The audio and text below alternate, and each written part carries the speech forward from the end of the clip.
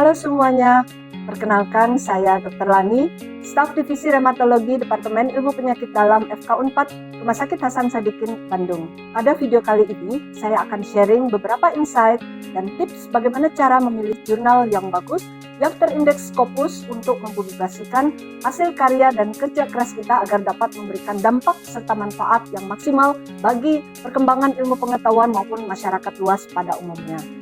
Setidaknya ada beberapa poin yang akan kita diskusikan pada video kali ini. Kita akan bahas mulai dari bagaimana caranya, harus mulai dari mana, serta metrik apa saja yang harus diperhatikan untuk itu. Ayo kita bahas.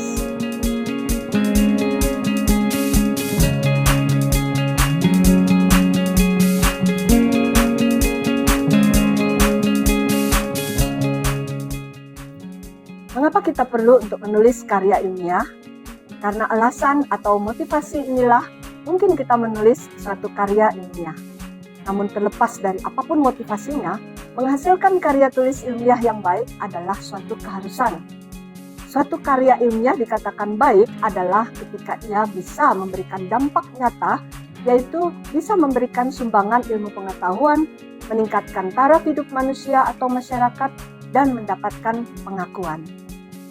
Namun, bisakah mengukurnya secara kuantitatif?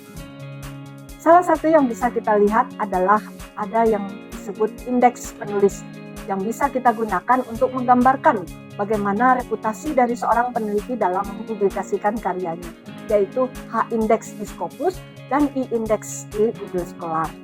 Jadi indeks ini mengukur dampak dari seorang peneliti, di mana matriks ini mengukur produktivitas dan dampak kutipan dari publikasi seorang peneliti. Untuk H-index di Scopus contohnya seperti ini. Seorang akademisi dengan indeks H5, artinya ia telah menerbitkan setidaknya 5 makalah yang masing-masing telah dikutip oleh makalah 5 lainnya. Sedangkan I-index 10 di Google Scholar merupakan jumlah publikasi yang setidaknya telah disitasi setidak-tidaknya 10 kali.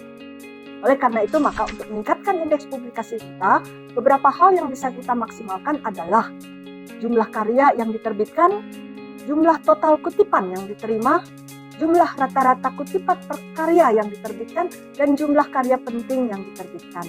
Sehingga salah satu faktor penting untuk mencapainya adalah memilih jurnal yang bagus dan terindeks Scopus.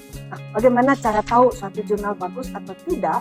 Jurnal bagus akan memiliki impact factor atau indeks yang baik, yaitu dampak yang dimiliki jurnal terhadap literatur ilmiah, diukur dengan menganalisis kutipan yang diterima oleh artikel yang diterbitkan dalam jurnal tersebut.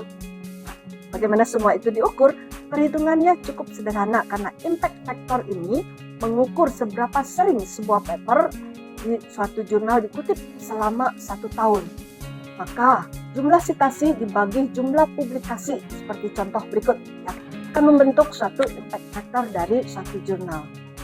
Lalu berikutnya mengenai jurnal yang terindeks Scopus, artinya adalah publikasi jurnal yang masuk ke dalam Scopus yang merupakan basis data abstrak dan kutipan milik Elsevier yang diluncurkan pada tahun 2004 untuk meningkatkan kemajuan lembaga dan profesional di bidang sains dan kesehatan.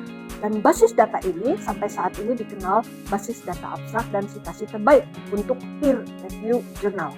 Dan di dalamnya, untuk setiap kategori subjek, setiap jurnal dibagi ke dalam 4 kuartil dari mulai Q1 yang merepresentasikan 25% jurnal teratas hingga Q4 yaitu 75-100%. Namun, indeks lain seperti Google Scholar atau Sinta Index untuk jurnal-jurnal lokal, contohnya Indonesian Journal of Rheumatology yang terindeks Sinta 3 dan Althea yang kini telah terindeks Scopus Q4. Nah, itulah cara kita menilai suatu jurnal. Pastikan jurnal tujuan kita memiliki impact factor yang baik, terindeks di database internasional yang bergengsi, contohnya Scopus, dan memiliki reputasi baik di bidangnya.